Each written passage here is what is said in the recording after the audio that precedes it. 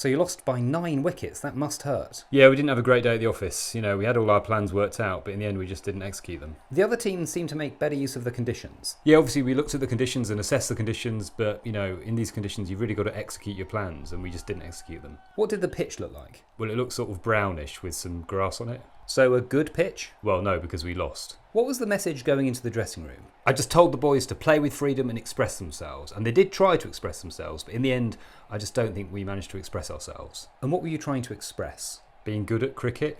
Smith and Brown made runs. Yeah, it was a good knock from Smithy and Brownie. They really put together a partnership. And a vital little cameo from Key at the end too. And how are things with you and him in the dressing room these days after the incident? Yeah, all's fine with Snakey. Grayson was probably their pick of the bowlers with 3 for 14.